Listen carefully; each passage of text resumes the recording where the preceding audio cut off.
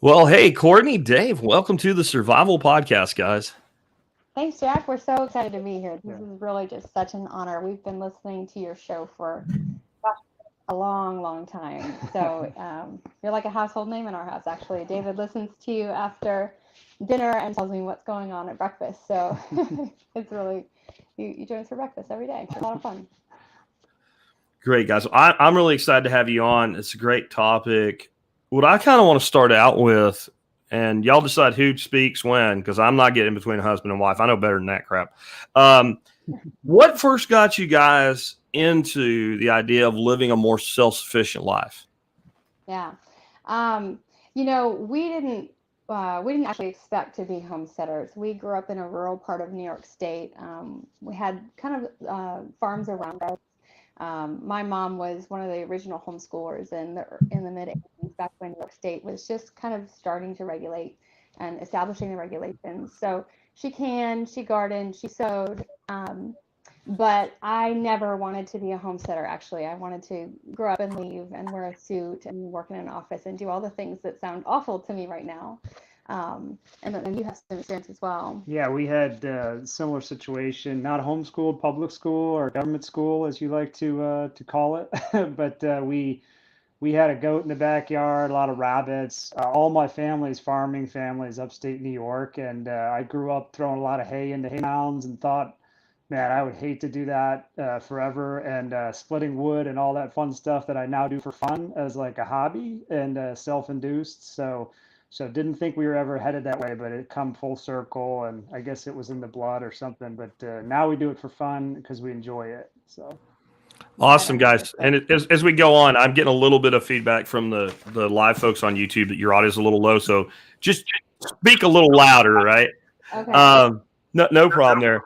So you guys left suburban Charlotte to start a homestead. Yep. I get kind of why you got interested, but what was the driving force to actually make a move like that? Yeah, great question. When we first moved out of our suburban home in Charlotte, we had been homesteading kind of in the suburbs for a little while. We had rented two community garden plots. We were growing a lot of our own food, buying a lot of food from local farmers markets and other places to can and to preserve, and just kind of doing what we could in our suburban house. At the same time, we were growing our family. We had two kids. We now have four. So we had two babies, and we were just really feeling like we wanted to be more financially independent, more food independent, so we could live mortgage free, and also we could have more, more sustainability and more resilience on our own food source. So we couldn't really do that on two rented community garden plots. At the same time, I guess early in our journey out of college, we had paid down a lot of debt. We did the Dave Ramsey thing. We both put ourselves through private school and graduated with just a ridiculous amount of student loans. And so during the course of our debt pay down, we had expanded all the things we were interested in. Instead of wanting to do the office job, we were more interested in doing something on an entrepreneurial basis. We wanted to can and preserve and learn some life skills. So we did that. And we just got to the point where our suburban home wasn't really meeting our needs anymore. We had more interests and more things we wanted to do than we could really do there. And also, we were interested in ethical meat, locally grown meat. So I had read The Omnivore's Dilemma back in the early 2000s, and was just really convicted about the way that industrial agriculture produces meat. And so rather than becoming vegetarians, we started supporting local farms exclusively, farms that we could meet the farmer and have some transparency in how they produce their food. So in all of this progression towards, we're starting to preserve more of our own food. We want to produce more of our own food, not just vegetables. Can't do it on two community garden plots. We said, if we want to have chickens or pork or anything else, we really need to do this in a different environment. And we can't realistically pay off the mortgage while we're living here. So we looked around and found probably the most dilapidated farmhouse we could find on 5 acres, and just jumped right in. So yeah, food independence and financial independence, or at least partial financial independence, were really the driving forces for us. I'd say, and part of that, kind of along that journey, I was on a hunting trip with a buddy going up to Roanoke, Virginia, and he had me listen. I would say this is the point that Jack happened.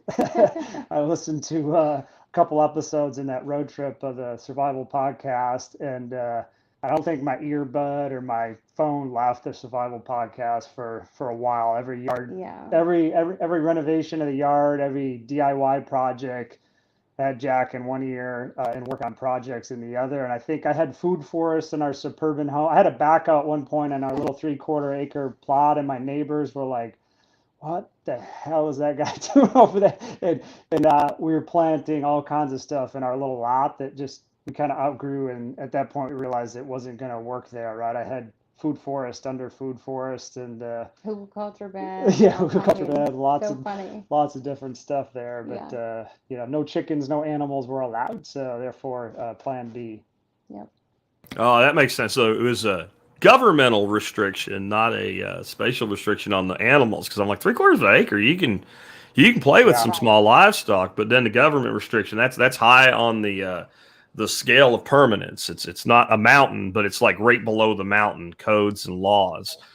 So when you moved, like, what is the place you're at like now, like size wise, freedom wise, and whatever you're willing to say about location wise?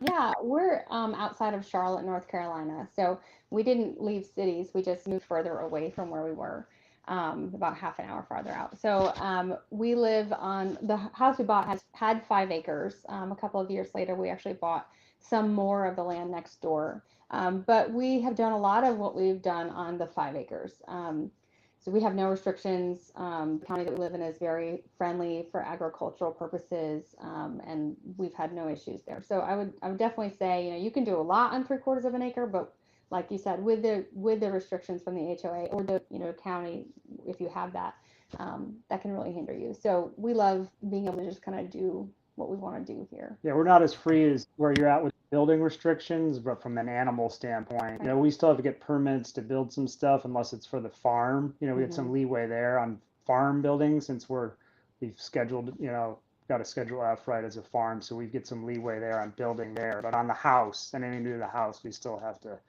go through that government fund. Yeah, and it has a lot to do with how land lays too. People say like 3/4 of an acre is pretty big. Well, what is it? Is it a long, narrow triangle? Is it a well laid out square? Or even 5 acres or 10 acres? I've got 3, and it wears me out. But it's like a perfect rectangular layout and the house is where it needs to be, and it's perimeter fenced. If you're in a suburban location and half your land is in the front yard and it's not fenced and all, like for a lot of things folks like us want to do, it's not optimal.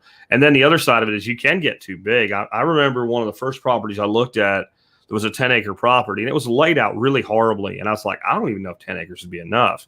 And the next property I looked at, we didn't buy, but it was a 10-acre property, and it was almost a perfect square. And I remember standing in the middle of this field going, holy crap. Like, like it's not that I'm not willing to take this on, but like it was an old farm that had been farmed for corn. So there wasn't a tree. So I'm standing in the middle of this dirt 10-acre square surrounded by other squares that were 40, 50, 400-acre squares and no trees. And I'm like, you get an appreciation for how big that really is, So, yeah, the way it lays has a lot to do with things. Yeah, most all of our plantings are all within, zone 1, 2. The bees and the cows really, they go out farther into the more property, but most everything we're doing is on the, call it really 2 to 3 of the 5 acres. There's a lot of wooded on, the back part of our 5 acres that, we don't venture in there a whole lot. The pigs go out there and I'll rotate them through it for the nuts and stuff, especially right now. But the bees go out and bring the stuff to our area. So. Right. Yeah. The additional acres we bought is really more for a buffer and because we did want to have some steers. So. Yeah, I think homesteading scale, an acre or 2 of actual active stuff is, like I said, we're out, And I dig the buffer idea because, we always talk about if we get more land, like I want most of it wooded, and I have no intention of changing that if that's the case because it is that buffer. I could have a 3-acre, 2-acre square in the middle of 1,000 acres of woods in a long, winding, you can't see what I'm doing road, and I'd be just as happy as I can be. Y'all are, though, building a business out of your homestead. At what point did you start transitioning into doing that? When we first started our homestead here, we started with a garden and we started with 6 hens. And we kind of got used to that for a little while and moved here. But it didn't take very long for us to decide we'd like to be able to serve other families too. So we got some more hens and they started producing eggs. So we started just very small. We scaled with what we had and started by selling eggs. I think we took it seriously from the beginning.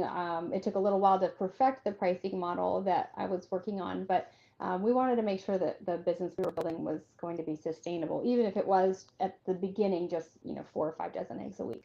So we worked on a pricing model, priced our eggs based on that, and kind of ran with that.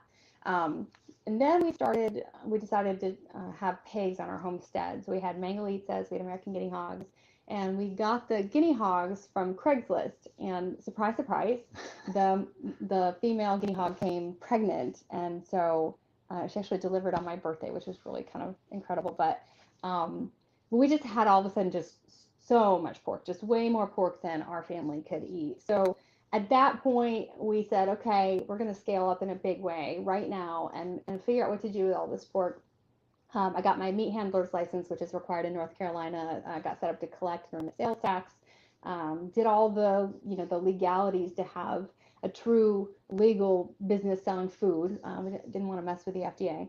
And then just kind of jumped in. And so it was at the time, it was kind of the crossroads between desire and necessity when the business turned into something much larger than kind of just a little bit of a side thing. That's really awesome, and it's good to see you kind of scale into things like that. What is it like offering, farm product in a place where it's rural and a lot of people are doing it for themselves? Like, do you still find that there's a decent market? Are you close maybe to something that's more of a suburban like area? How are you able to market?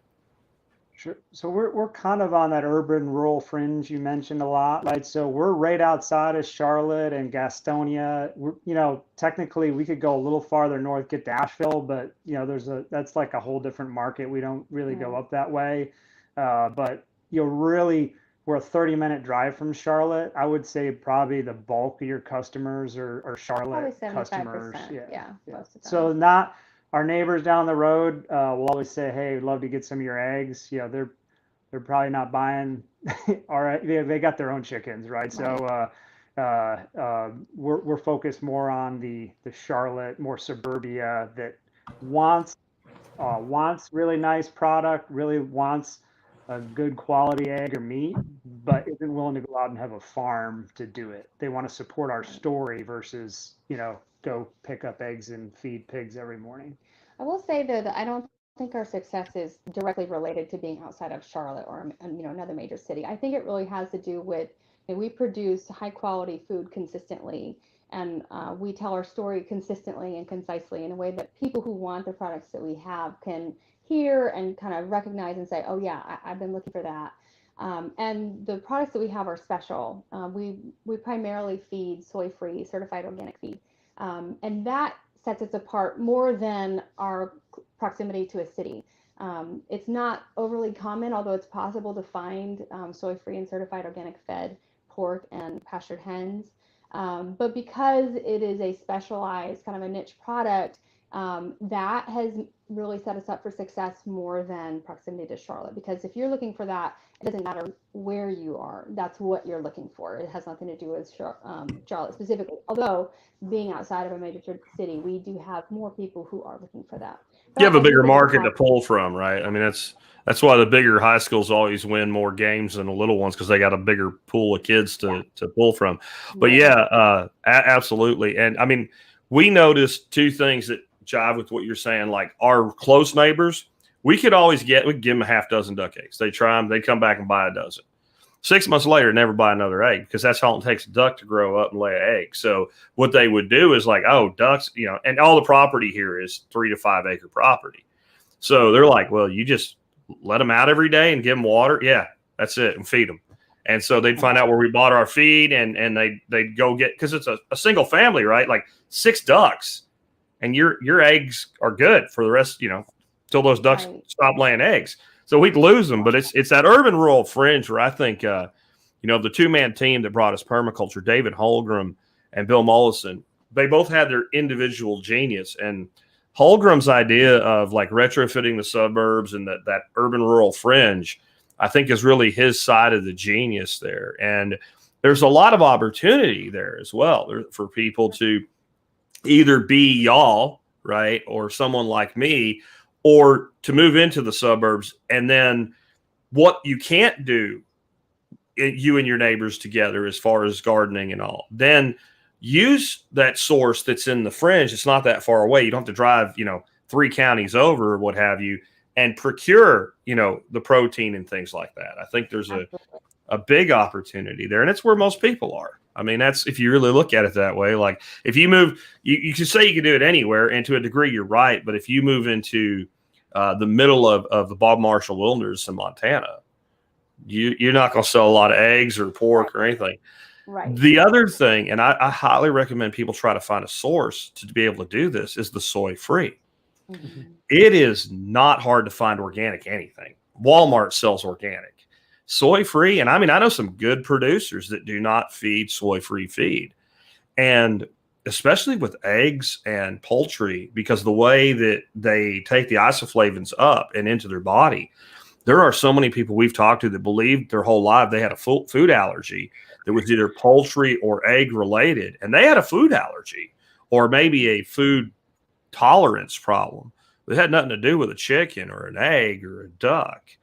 It was all about those soybeans and phytoestrogens, and you either blow a woman's estrogen above where it belongs, or you give a dude estrogen, and you can look around and see the results of that all over the place. No good.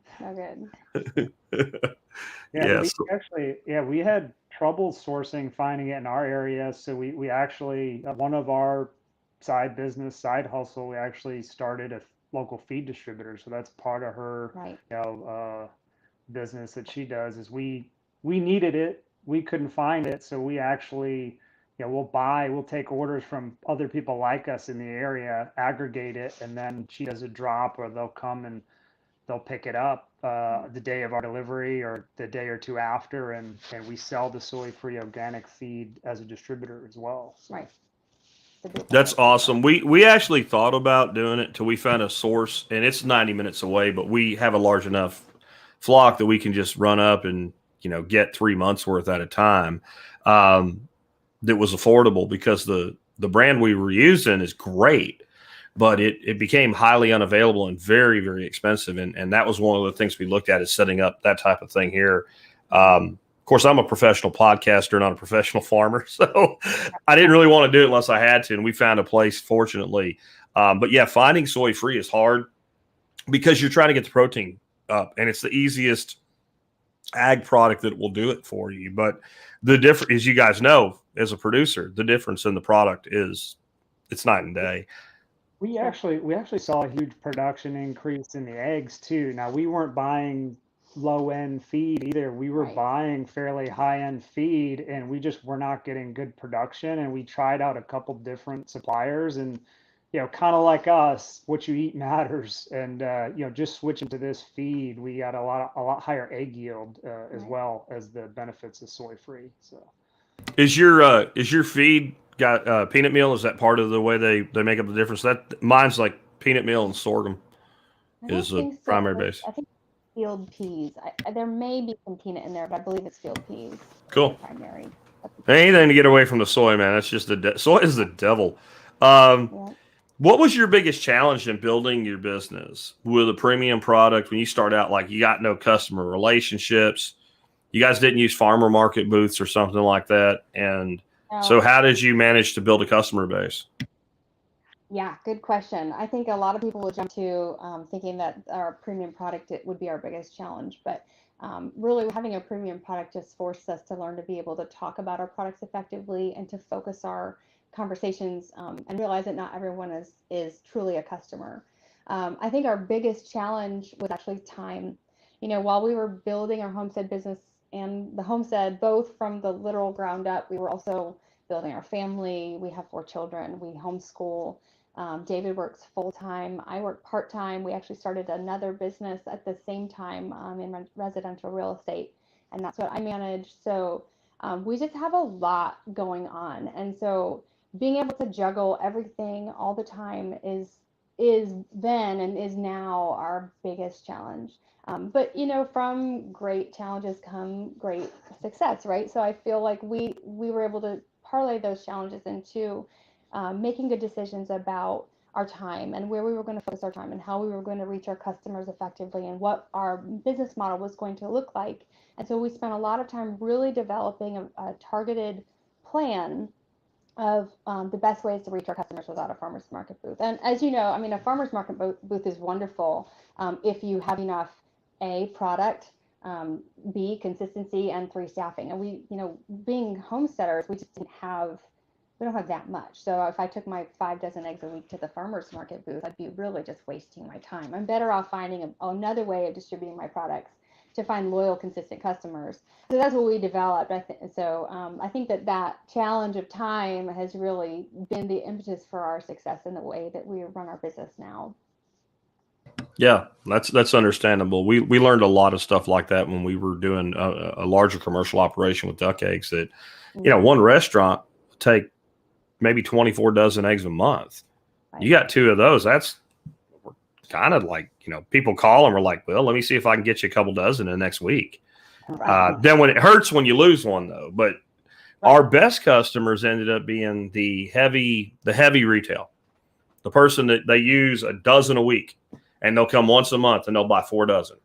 Because if you lose them, it's not that big a deal. You can just get another one. If you lose, you gear up for a restaurant that's taking 20 or more dozen a month, and you lose that hurts. That hurts bad. We got some people, and they keep longer than people think. And once they learn that, they might use 6 dozen over 2 months, and they'll come once every 2 months and buy 6 dozen. Mm-hmm. And that's a reasonable size transaction. And if they have to drive pretty far, and some of them, it's amazing how far some people will drive. We talked about the fringe thing, but we got people that will drive 45 minutes to an hour for duck eggs.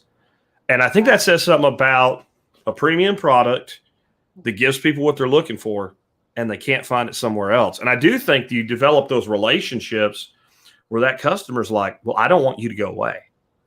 Right. So if somebody starts doing it next door, Bill, I don't know. You got 5 ducks. Maybe it's not going to work out, or 5 chickens, I need to know, because people end up that are concerned about their nutrition, the health of their family. They build this into their life, and they want to know that they can rely on that supply. And I think that's a big part of success too. It's not just having product, but like you said earlier, consistently having product. I think that's a key, Jack. I think that makes a big difference when you treat it like a business and you represent yourself in a very professional way. People recognize, okay, I can rely on this person to come back and give me more eggs when I need it, whatever it is I need. And they want to support that versus somebody who's just doing it, in their spare time if they have any, and they'll stop when they want to. That's kind of harder to support, just because, at some point it has to work for everybody, right? It has to work for the person buying it, and it has to work for you. So are you guys trying to get to where you do this 100% as far as income from your homestead? David has a job. Seems like a pretty decent one. Thanks for the box of goodies. Really appreciate that. I was like, do these guys own Diablo? What's going on here? And I asked my wife, I'm like, what's going on? I got drill bits and saw blades, and this is awesome. So it seems like a pretty decent job to have, pretty handy place to have to work. Are you trying to go full time, or maybe be able to pay the bills with it so that you take the other income, and just stock it so you have early retirement? I mean, what's the overall goal here? I think our goals have really changed since when we first started. When we first started our homestead, we just really wanted food independence and financial security, meaning we didn't have any debt. And then we started deciding, we want more kids. They've got a lot of needs, braces, etc. They hurt themselves all the time. We have doctor's bills. And we can't continue to grow our food independence if we only live on the income from what a homestead could provide our homestead. And the other thought is, we are very committed to soy-free and certified organic as well. And so if we were to expand our homestead size enough to replace an income stream, then we might have to make some different choices about the way we run our business and the way we run our homestead. And we're just not interested in doing that. We don't want to chase a sale. sorry, you want to say something? No? So we don't want to chase that customer. We want to build our business sustainably and in a resilient way over time. So what our goal is now is to continue building our homestead's capacity with our job, his job, and our business, and to also develop other income streams such as the business that I manage and any other income streams that we continue to develop, because we think that our future will be best lived with multiple income streams and multiple kind of pots of money. And like you said, Jack, I think you say I don't hate money. I mean, we don't. We want to make sure that our life is well lived and in a sustainable way. And for some people, that might mean that they want to be full time on the homestead. And I think someday we may be. But right now, our goal is to grow and to do more and be more, so that we can support more people with our homestead, support our family in a larger way, and just live our dreams in a bit better fashion. Yeah, and also, like you talk a lot about automation and minimizing day-to-day work, work on the homestead. I do a lot with headlamps, working full time and traveling. I mean, I like my job a lot. I have a lot of fun. I get, cut stuff up and sell some cool blades for a living, right? So it's a pretty fun job. But on the nights and weekends, I'm out there, chasing pigs and cows around and trying to always figure out a way to optimize it so that much like you talk about in the garden, every time I do something, how can I take some of the efficiencies out of this? And it drives her nuts some, because even, just like along with the normal managing a day of being married, you throw some permaculture stuff in there, and I'm trying to talk about efficiencies in there and how we could do something better, which sometimes is more received better than others. But in the garden, to be efficient with kids. Yeah, and in the farm, is how can we always think some time out of it, design some time out of it, so that we can continue to have my full-time job, as well as steadily and very strategically grow the stuff we added. We added turkeys last year, and that was a very passive. We already had the chickens, and we have so many chickens. Our chickens have chickens. That's when we know we're we got a lot of chickens. But we added in some turkeys that are a short time spurt during this time of year, and then when Thanksgiving comes, we'll sell all those turkeys off and make some money back on all that feed, and have some really happy customers. We're really opening up the basket a little more to the people she's selling her current products to, and making that bigger, versus trying to get more restaurants or people who are selling more eggs. We're baking the basket a little bit better with her loyal customers with turkeys now. Right. Yeah, that's a great strategy. Sell more to the same people rather than sell to more people the same thing. That's business 101. What is it about your products that you feel makes your customers keep coming back to you? Because repeat business is important if you're going to do that. We already talked about the selling value of the non-soy feed. Are there other things that you're able to do to kind of get your customer more married to your product? Yeah, definitely the soy-free certified organic is sort of the kind of the flagship thing that people are looking for when they're looking for products like ours. But that's not just it. A lot of our customers want to buy from a small farm. Not everyone, but some people want something that's local to them. If they don't want soy-free, they definitely want organic in our case. They like the way that we raise our animals. We are whole animal ethical meat producers, which means that our animals get plenty of fresh water, they get great food, they get lots and lots of room to roam and live their life according to their nature. They have a humane death, and then we honor their body by not wasting anything and using as much of it as we are able to. In fact, that is one of the things that we do with our soaps.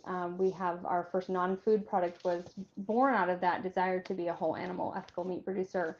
We pay for the waste products of fat to come back to us from the butcher. We render it into lard, and then I found a local goat farmer. She has 6 kids. She's pretty amazing, and she turns our lard into these amazing soaps. And so that kind of expands our reach across the country because they're non-perishable and they're really cool. So I think, first of all, our product hits the needs of our customers. They want something that is like what we are offering. We have a cool story that we're living it. This is our real life. We're not just doing this for Instagram. We actually chose this path for ourselves, and we're inviting other people to kind of live that with us by buying our products and supporting our business. And then another peg on that stool I think is really important is that we have spent a lot of time deciding how to make our products available to customers in a way that's convenient for them and convenient for us. And that, as I mentioned, we don't do a farmer's market booth.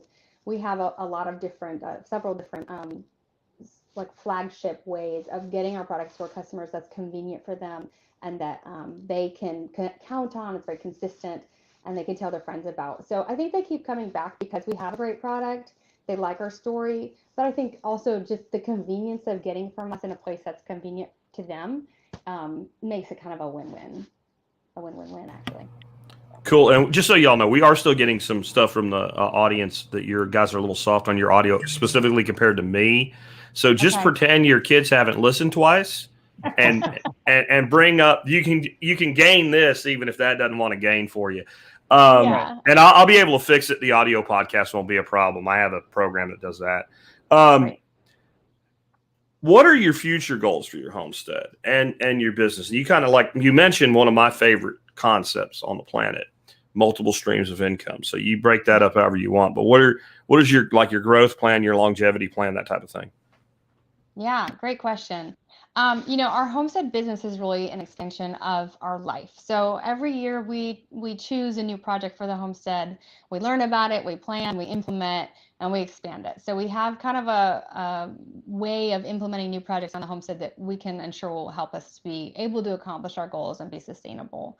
I think this next year we're thinking about doing a greenhouse, some kind of hydroponics or aquaponics. Yeah, I've been pitching your hydroponics for a while. I got to keep on working on my sales pitch. I got a lot to learn there, but 2022. I haven't quite sold on the hydroponics yet. But that would be probably the aquaponics, hydroponics, some type of growing system next as a way to expand there. So. And I want a root cellar. He got a tractor, so it seems like a root cellar is kind of the next thing. So we have a lot of personal goals on our homestead, and so our next homestead business venture will probably come from that in some fashion. We haven't quite nailed that down what that will look like, but and that's just on the homestead production side. We also have a course that we've built, Homesteader University, and that is really the results of our labor. Really, it's turning our success into kind of a template, a model that someone else can follow and go from to build their own sustainable, resilient business from scratch without a farmer's market booth. So we really want to expand that. We want to make that available to more people and develop and grow and just help more people just live their dream and do it in a sustainable, resilient way without wasting any time.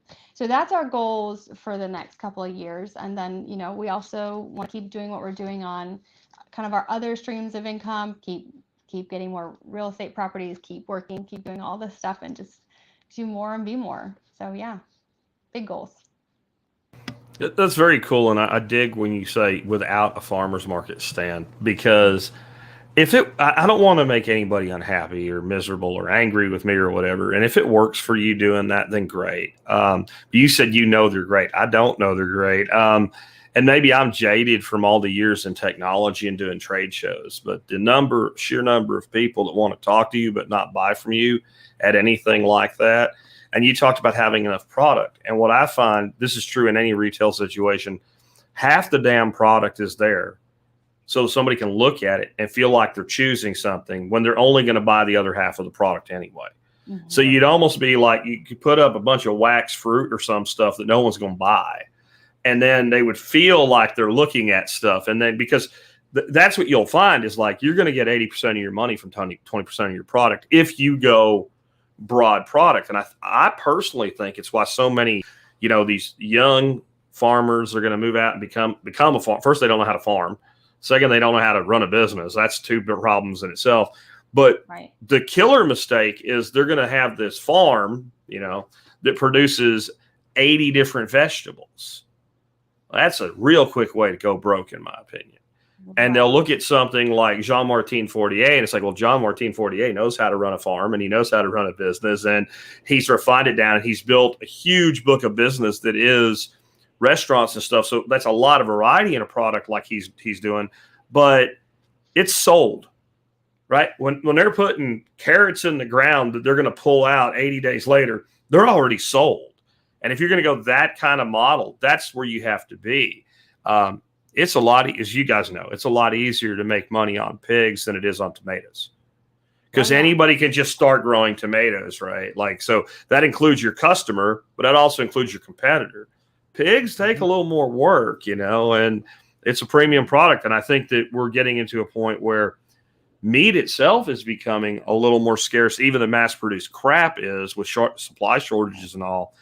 And people are starting to realize the value of that local production. So you can make more money doing that. Now, on the hydro stuff, if you do it, my advice is salad greens. Fast, quick turnover, and it sells per pound for more money than the meat does, like when you look at it that way. And then if you didn't have any customers, I wouldn't necessarily say to look at that. But since you have customers, well, we also have pigs, so any extra. Yeah, any extra goes to the pigs, and if you cut it, and it grows back, right? Like, so, like, I had to shut off our system because we don't sell, and our little system made with 3 pipes in the front of our greenhouse.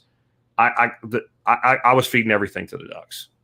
We're heavily carnivore here, so but even if we had been eating a salad a day, I would have still been feeding 80% of it to the ducks. It's incredibly productive. What advice do you have for someone that wants to build a lifestyle of resiliency and, add in like how to earn income from their own homestead? It seems like everybody wants to do this. Some people do it very well. Some people do it okay. And a lot of people fail. And they fail in 2 ways. Some of them make a decent homestead to provide for themselves, but they fail to make any money. And then some of them might figure out a way to make money, but it's really not homesteading activity. Some guy might buy a sawmill or something. He can make plenty of money doing that, but can't grow anything either. And maybe there's something to that, like find what you're good at. Yeah, that's a really good question. I think, really my advice would be know what you want, know your mission and your vision, and stay true to your mission and vision. I also think people give up too early before they have done all the activities that they need to do in order to make their business successful and sustainable. Talking about it consistently in a clear and concise way, telling your story so people can recognize the value that you provide, doing it over and over again. You can't just expect to have a sustainable business without setting yourself up for success by knowing what your costs and your prices are and should be, and making sure that you have a plan for what you're doing. So we usually say start small, scale, get that satisfied and settled, and then keep building and do more. So yeah, that's my advice, is have a plan for your success and stick to it. A lot of people want to start with the homestead you have, or even what we have, right? It's a little small. It's like they want a turnkey homestead. It's like you get a package, you pull up at Tractor Supply with your chickens, your ducks, your pigs, and your 3 cows, right? And all of a sudden next week your homesteaders, Yeah, big old truck backs in with a 40-foot Connex on it. Beep beep, and a crane comes and goes, and it goes, and then it just rolls out. I'd buy one. But I don't think start selling that add that to our site. That's our next project. Turnkey homestead, and we'll take it back in 90 days. If you don't want it 90 days, I'll buy it back from you. I got a name, but I'm going to trademark it. You're going to have to pay me a 10% licensing fee. It's going to be called Instastead. Love it. Hey, I'm sorry. Go ahead. It's a 90-day half back, and I buy it back and we'll sell it to someone else. But yeah, so I think that's, we started with chickens. It's frustrating. And when you coach people that are trying it and you're like, hey, get good at this. And everybody, human nature is like, you want to do this and this. And, like I did it, we've all done it. But, hindsight's 20/20, and you're trying to coach people that are new on it, that are super frustrated and are having all these issues with their plantings or their animals, and they're trying 9,000 things. Yeah, and so much. If they're like us, where I'm working full time and you're getting frustrated, and I got sheep running all over the place. I tried to add sheep in the middle of some of this, and it's like because they were easier than goats. Well, we got rid of the sheep. Well, I mean, just to digress, the sheep were getting out and crossing the road, and it was starting to be a real liability. But I think that's an example of, if you don't have everything in place just right, even if you have a great idea and it's a great product and it's a great thing, you really can get in some big trouble, either just too much work, too much liability, or too much money out the door. So definitely scale your business, do what you can do, and then grow from there. I think that's what you're. Sorry to take over. Yeah, no, and I agree. And Courtney talks about a lot with her customers, and then some in her course where they'll go out there and they'll have some really nice eggs. They've got a bunch of chickens and they're selling them at $2, $3 to their friends. And they're like, I'm not making any money on this. And they're super frustrated. And, they try to buy feed from us, soy free, you get really nice feed, and they're just not doing the Excel on it. They're not running the math that shows I need to sell them for $8, $9 a dozen in order to make any money. And if that's what you need to sell them at, then that's what you need to sell them at. And if people don't want the eggs at $9 a dozen, it doesn't matter, because that's what you need to sell them at. And otherwise the Excel doesn't work. And you either need to work on your story or your model. And I think we've done a pretty good job of pulling that all together. And I think, some people undervalue their time, undervalue their stuff. And people like, are you making money at the homesteading the first few years? I'm like, I wouldn't say I'm making money. We're getting money. We're not making money, but we are subsidizing our food costs. We're eating really healthy food, and we're helping a lot of other families. And now that's progressed some where, I wouldn't say we're getting rich off farming or anything, but we're having we don't buy meat from anything. We haven't bought meat in years, and we grow all of our own. And we can expand our farm, and that's ultimately that's our goal. And our personal homestead is just to continue to grow and expand through the income stream from the homestead. We want it to be a sustainable kind of entity of its own. And so that's really what our goal is there. And back to your question about, do we want to live from it? Well, if we did that, we couldn't build anymore. So, knowing that that's our goal, and then wanting to build it. So we have our end in mind, and we price accordingly. We know our value, we know our story. And then we just keep going from there. Yeah. And I think, the marathon, not a race concept is really important here. You're building equity in something. You're building, it's like you talk about the Insta-stead or whatever. Like, you also, if you were building your own house, if you're a reasonable person, you wouldn't think you're just going to show up on a weekend and throw up a 3-bedroom house. It takes time. And if you add on to it, or if you buy a house, like when we bought this house, people were like, man, you got a good deal on it. Well, you don't, and we did, but it was also like, you don't know what kind of a turd it was. I mean, there was literally stuff it was built in the 70s, but we had stuff in here that it looked like they repurposed it from a house from the 60s. And, and we bought it in 2013, and we're like, I didn't even know they made that color in parquet flooring. Like what, and like, so the color of this rug, was it like vomit orange, right? Like, and that took time, and we didn't make a profit by changing that initially. But when you look at, well, what's the home worth today? What's the value of the home? We live in a home today that I don't think we could have afforded to buy, and without making it that way. And you should look at the entirety of your homestead that way.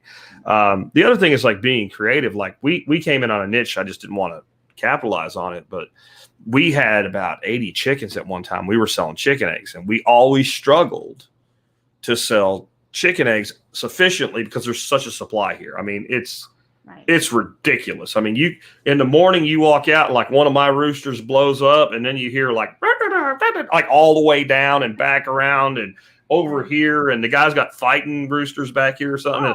Oh. And they're all over the place. So we went to ducks. Well, that was a niche. But the other niche we found is like there's this huge demand for people to have their own chickens to lay eggs.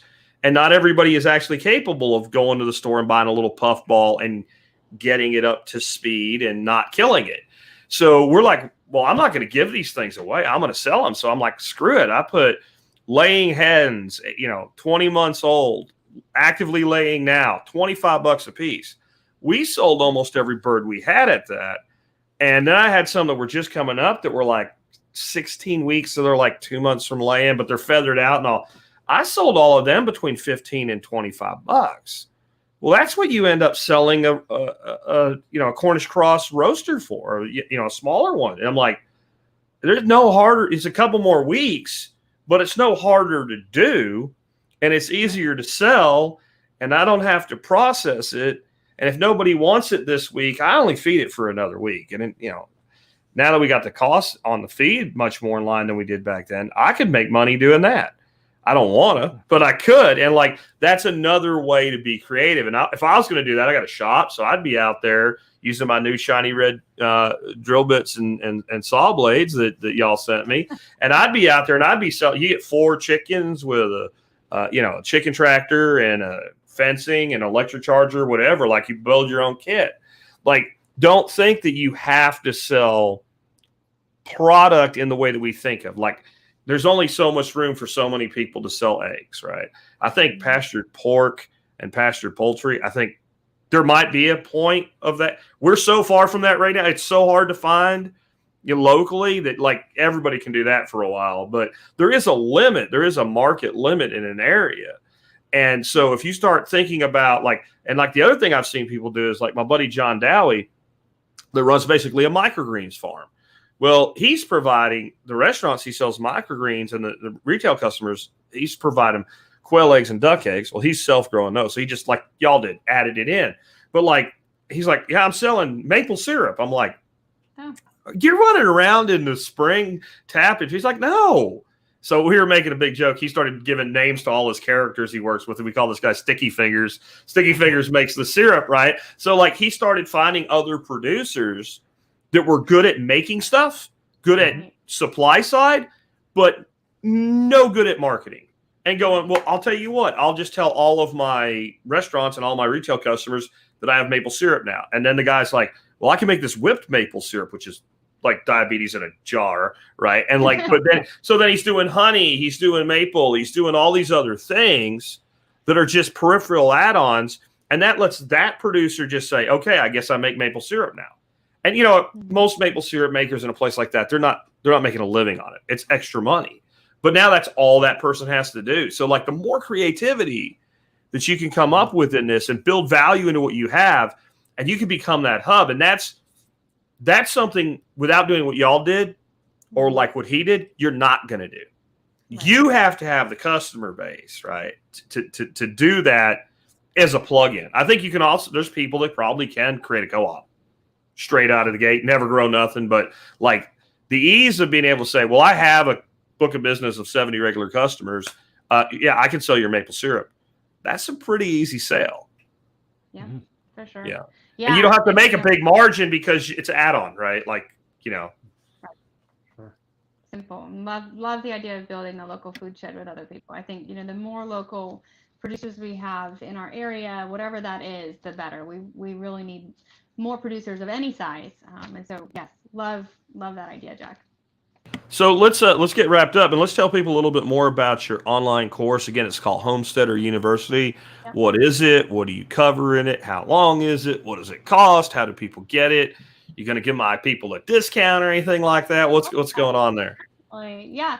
Homestead University was, as I said, was born out of just our success and wanting to be able to help other people have the same success without having to spend a lot of time or spin the wheels doing it. So I'm looking at my notes here. We teach you how to live out your mission and vision while earning an income. We help you to identify your best next, or if you're just getting started, your best first product for your homestead. We help you talk about your product in your homestead in a clear, consistent way that communicates value and helps you make a sale without feeling very salesy. I don't love the whole sales pitch thing. I like for people to self-identify, and so having that happen is key.